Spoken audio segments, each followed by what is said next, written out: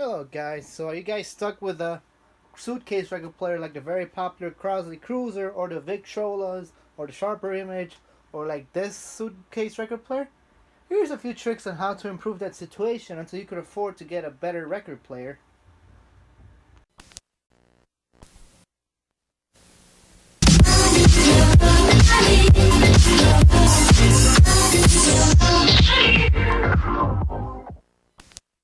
Now, we all know for a fact that Skywin builds these record players, and they're badged as Crosley, Victrola, one by one, but they're all the same model, just only with a few different changes. So here's the common platter. It's a cheap plastic one, but at least this one, they actually bothered with quality control for this because it's actually pretty solid, not as flimsy or wobbly. But here's a trick on how to improve the sound just a little bit. If your cruiser came with a platter mat, put it on. If it didn't, you could just get a third-party 7-inch slip mat like this one I have here. You can just do that. You'll improve the sound just a bit.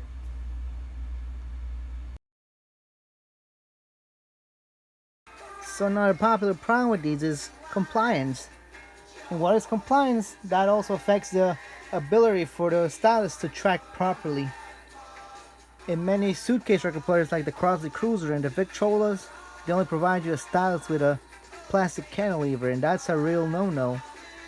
Fortunately, at least with the Cruiser, they'll provide you with an extra stylus. You'll want to replace that if it has the metal cantilever, and if it doesn't, order a stylus with the metal cantilever. This is the same Chuo Denshi CZ800 cartridge.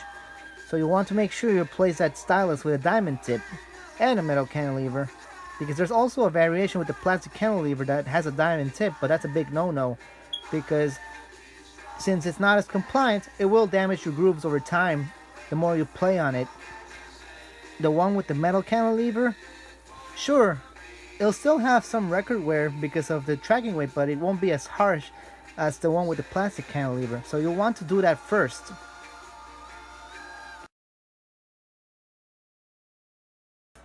One thing that should be known is that many of these suitcase record players only provide you with a Sapphire tip stylus, and those tips are only good for about 60 hours of playing time, so you'll have to replace those often. You could get away with this by instead getting a diamond tip stylus, as I mentioned earlier. Those will give you around 600 or more hours of playing time, and you won't have to replace them as often as you do with Sapphire tip stylus. You can probably hear my Panasonic record changer in the background playing some Earth, Wind & Fire.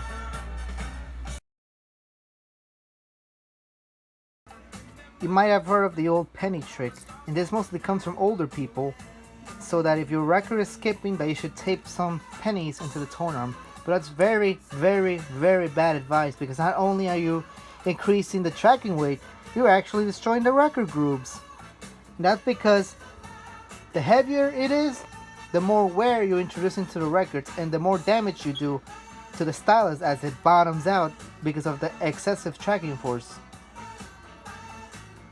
So some people may tell you to do this, and it supposedly improves the skipping situation, but if that scenario happens, that's mostly because your stylus is worn out and you should replace it as soon as possible.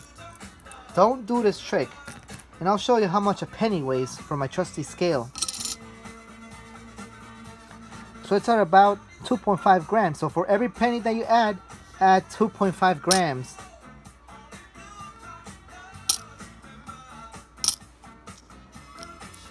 So please don't do this if you don't want to destroy your records this way.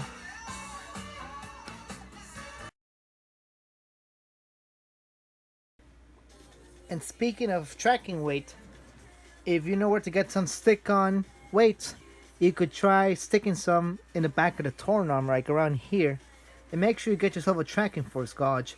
You'll want to make sure you lower the tracking weight to around 3 grams, since this cartridge will work just fine in 3 grams instead of the 5 or 6 grams. Since there's no type of counterweight spring or even a counterweight, the cartridge is going at full weight.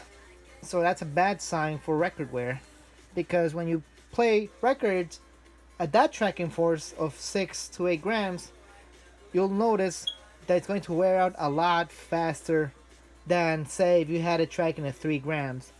The average record player tracks around 3 grams.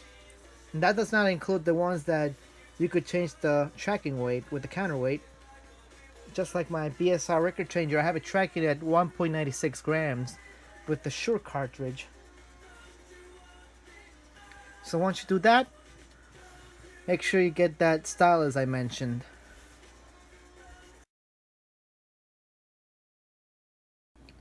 Of course, since the tracking force will still be high enough, you won't really need to use anti-skate. That's actually only necessary if you're using a lightweight tracking force like 2 grams, 1 grams. But on a record player like this one, since the tracking force will be 3 grams, you won't really need it. However, here's another common problem I'll show you.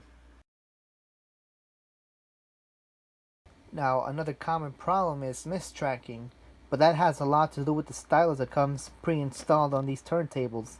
As I mentioned, all Victrola and Crosley turntables come with the cheapest available stylus you could find, and that's the one with the plastic cantilever. Once again, replace that stylus and it should improve tracking.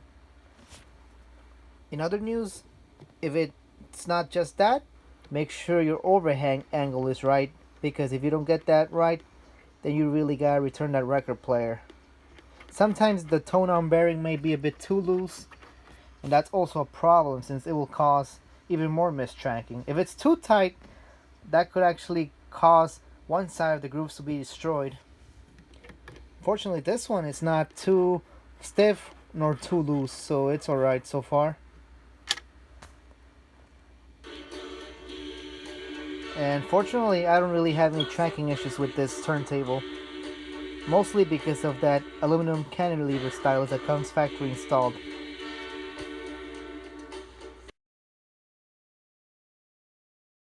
Another common problem with these record players is that when it comes to playing 78s, and this is more noticeable with younger crowds. Now, these record players only come fitted with the standard LP stylus, which is 0.7 millimeters. The 78 RPM records have a wider groove of 3 millimeters. When you're playing a 78 with only a 0.7 mil stylus, the stylus bottoms out and it hits the wider grooves, which will damage the stylus. And if it's damaged long enough, it will also damage your MicroGroove records like those 33s and 45s. So you'll want to order the appropriate 78 RPM stylus if you plan on playing 78 RPM records.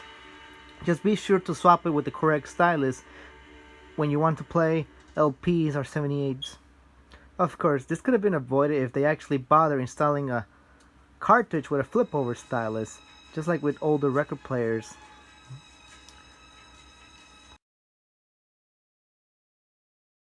The exception to this rule are the MicroGroove 78 RPMs, where you have to use the standard LP stylus, and very early 33 and 1/3 RPM records. Those early ones date back to the 1930s and were mostly made by RCA Victor. Those were cut with the 3 mil grooves, so you have to use the 70 RPM stylus for those early 33 and 1/3 records. Of course, later ones were cut with MicroGroove when Columbia introduced the MicroGroove records.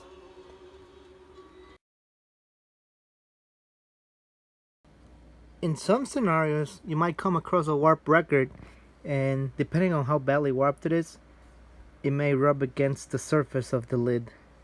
That will cause uneven speeds. Make sure you use the platter and maybe a record clamp, and that should help a lot.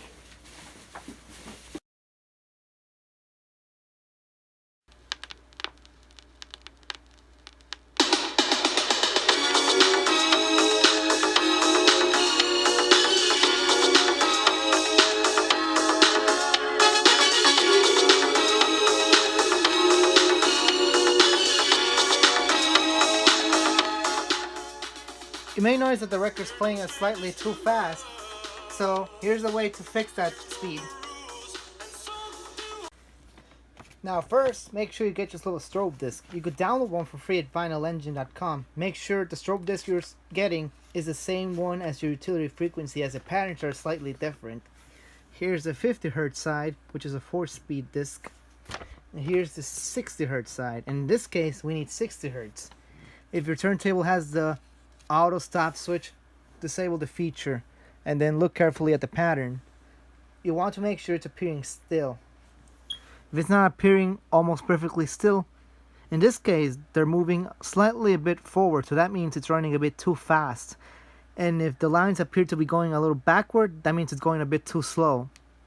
So what you want to do is get yourself a Phillips screwdriver, and it will do as long as it fits the screws. And here's 45 RPM.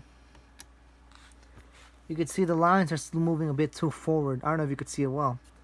And finally, 78 RPM. Now you can clearly see the lines are moving too forward. So now, let's take out the screws.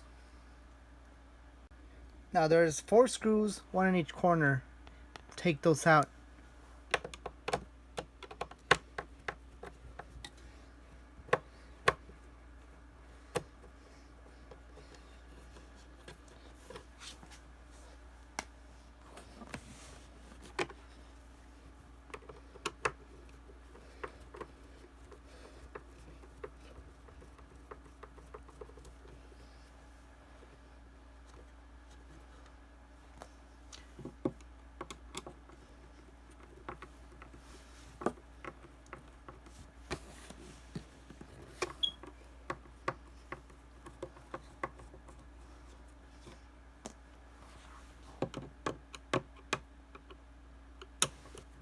One thing I like to do is have the strobe disc on the platter and disable the auto stop feature while I adjust the speed, and then I could check to see if I get the speed right.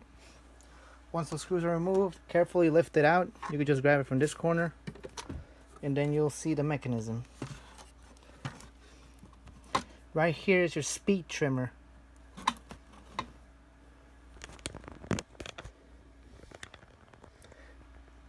Right here is your controller, that's the trimmer for the speed.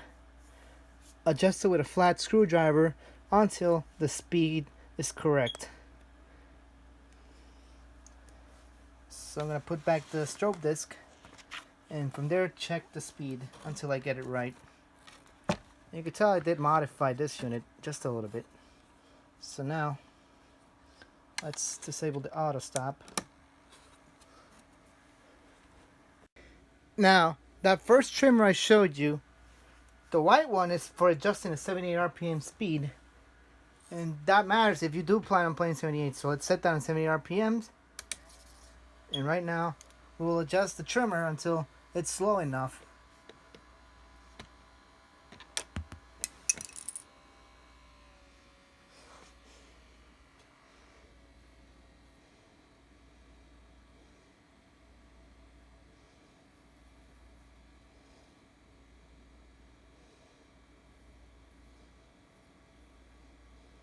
There you have it.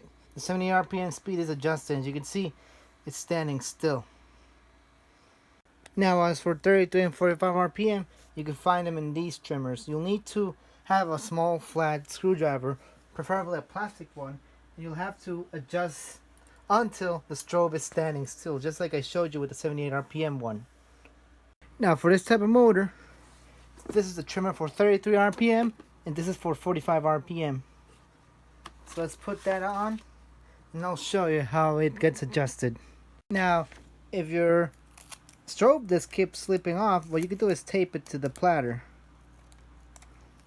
That will help you keep it in contact with the platter mat. Just tape this on there and that should keep it from slipping off. Let's turn it back on and you should see the lines. Let's adjust it just a little bit.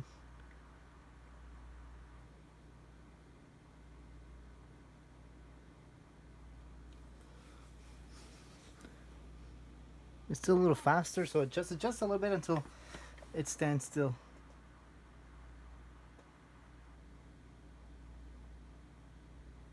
Let's see how this looks like now. There we go, we got 33 RPM still.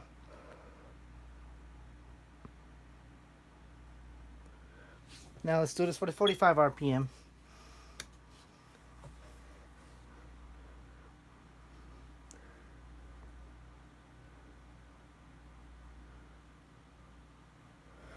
Just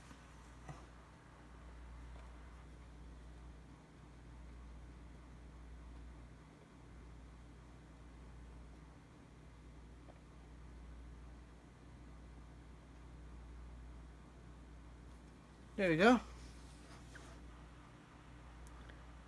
It's now properly adjusted for 33 and 45 RPM. Now let's check the speeds first before we play the record. We are now at 33 and 1/3 RPM, which is right here, and the pattern is still. Now for 45 RPM, here you have it. This is the pattern. It should appear still. In some cases, you might have to adjust the trimmer for 78 RPM. And you see right here, you could see it's drifting to the right, which means it's a little slower. So we'll have to do that again. Now you see right here, the 78 speed is properly adjusted. Now let's play a record and you'll hear the difference. Of course, if your record player comes with a pitch control, you could use that instead, which will be the same deal. Now let's play a record with the speed adjusted.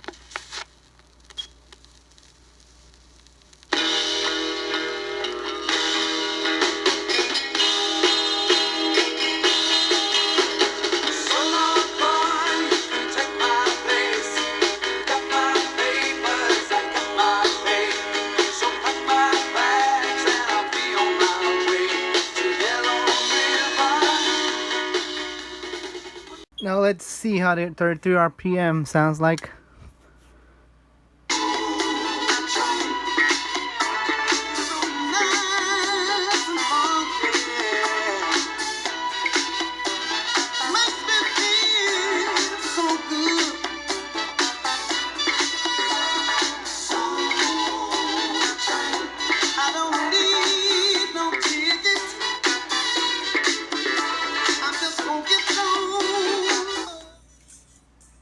Once you made sure that all three speeds are in the correct setting, you can just put the screws back in.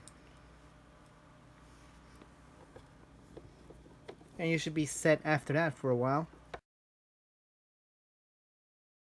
Once you do these fixes, you'll get the most out of it, and in return also not chew up your records as fast as it normally would with the plastic cantilever stylus. Just make sure you do replace that stylus, or you risk ruining your records with that plastic cantilever stylus.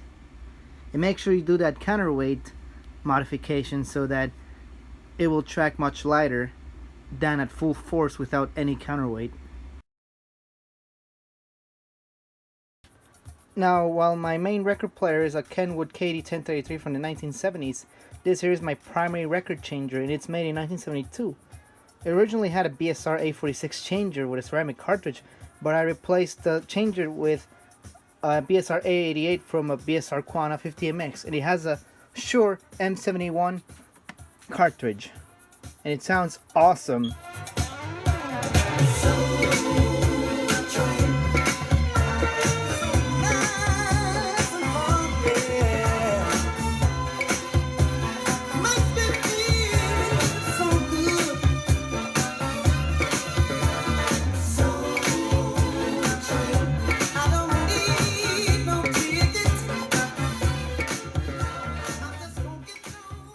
This is a 3-speed changer, and I can stack up to 7 records at a time. Fully automatic. And I have this paired with my Panasonic SA60 stereo receiver from 1970. Really sounds great with these Onkyo speakers. I also have a pair of KLH Model 15s as my auxiliary speakers when I'm at the PC.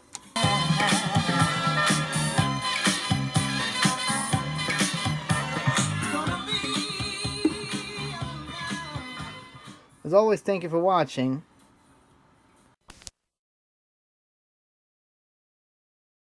For your convenience, I'll show you the side with the strobe disc so you can see how adjusting this trimmer actually adjust the speed.